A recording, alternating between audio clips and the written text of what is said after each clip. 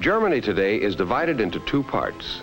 What we commonly call West Germany is the group of states united into the Federal Republic of Germany. Flowing through West Germany from Switzerland to the North Sea is the famous Rhine River. Branching off from the Rhine is a tributary named the Ruhr River. And along both banks of this river is a district called the Ruhr also. The Ruhr is a busy place because there are large deposits of coal here and many factories that produce chemicals, iron, steel, and their products. The gray skies, always filled with smoke, tell us how productive the area is. Danger, mixer tipping, the sign says. It means that hot molten steel is being poured. Eventually, the steel is made into railroad cars, locomotives, and other products that are important to all of Europe. The people in these factories work hard to support themselves and their families at home. In Essen, a large city like our Detroit or Pittsburgh, we are going to meet a family named Müller. They live in an apartment house. Mr. Müller is known in Germany as Herr Müller. Herr Müller gets up at 5:30 in the morning while his 4 children, Rolf, Lisa, Marga, and Gertrude, are still asleep. Father, or Vater, as the German children say, starts breakfast with coffee to be followed by bread, butter, and sausage. Before Mother, or Mutter, sits down to breakfast, she goes to wake the children while her husband reads about the world's happenings in this newspaper published in the Ruhr. The children would like to stay in their comfortable feather bed with its ruffled pillowcases, but they go to school, as all German children do, at least until they're 14. After breakfast, Herr Müller leaves for work. At this hour, the sky is always gray with smoke, especially on a cold December day like this. And since the factories begin early, there are people already on the street waiting for streetcars and buses to take them to work. Not far from his house, Herr Müller boards a streetcar to go to one of the Krupp plants. Krupp is a large manufacturing company as famous as Ford and General Motors are in the United States. When he gets to the factory, Herr Müller changes his clothes before he goes to work at a machine which cuts steel. At home, after breakfast, Mother helps Rolf and the twins with their wraps. 5-year-old Lisa and Marga will walk part way with their brother when he goes to school this winter morning. Near the school, 2 patrol guards guide the children across the street safely. A patrol guard is proud of his job and likes to wear his white hat as a symbol of the important work he does. Like other German school children, these first graders carry their books in leather book bags on their backs. Today, lessons begin with the name of a musical instrument, the flute, or in German, Flöte. The children pretend they are playing the flute themselves. Then the teacher recites a poem about 2 boys, and the children respond with hand gestures. The teacher, Herr Fahrenberg, enjoys his work with Elfriede and Rolf, Hans, Erich, Ingrid, Sigrid, and the others. About 10 o'clock in the morning, when the children are getting hungry, there is a recess period. Milk is distributed to all who have paid for it.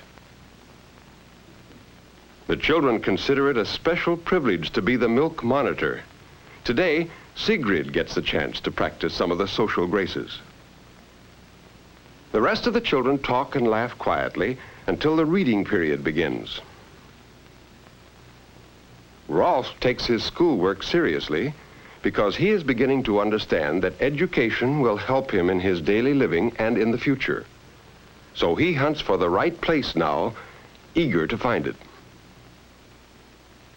Meanwhile, Lisa and Marga come in from out of doors to look for a mid-morning snack on the cupboard shelves that are as familiar to them as the refrigerator is to us.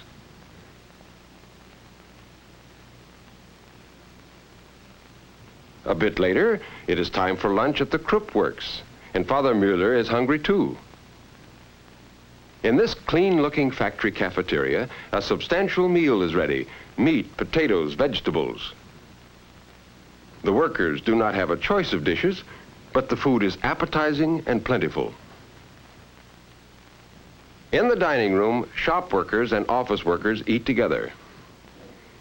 Herr Müller joins some friends who are engineers.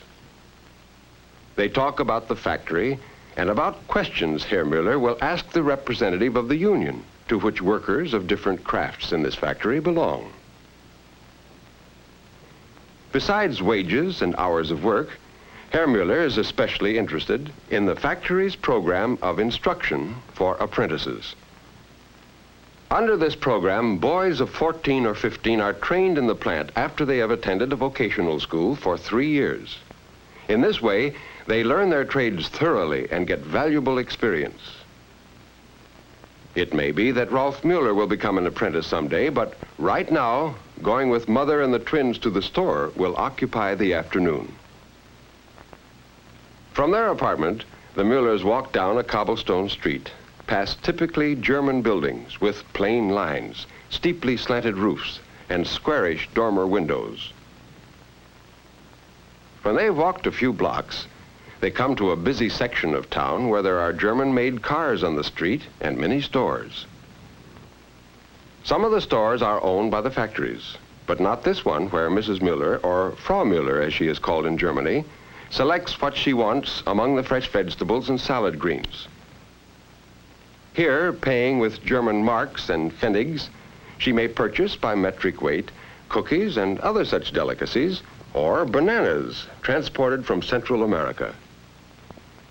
Such a modern aspect of life in the Ruhr is in contrast with the fish peddler who cleans your supper before your eyes and gives his surroundings an old-world look. These contrasts between the old ways and the new ones can be seen everywhere in Essen. Here is a building that, in style, looks backward to times gone by. Yet not far away is a church so modern in design that seeing it is like peering into the future. The children living near accept the modern look of this church as readily as they do their newly built houses. They take change for granted, as we do. And just as we do, most of them love to play outdoors. This little girl makes up a game of her own. Older children shout to call their friends as they race across a footbridge in the park or roller skate on the sidewalks of quiet streets out of the way of traffic. They enjoy these hours of active play after school. And even better than the sidewalk are the safe playgrounds. Some of their playground equipment looks different from ours. Do you see what's unusual about this slide? What skills do you think are needed to go down it? Just as we do, these children hope to grow up strong and healthy with families of their own. Do you see the Müller twins here? When they get home, they find Mother preparing for dinner a kind of potato dumpling that is Father's favorite dish. So Marga and Lisa get busy too at their own toy cupboard. This requires close attention, for while they play with dishes and linens, they are learning to be capable, industrious housekeepers like their mother. Good homemaking is the pride of all German women.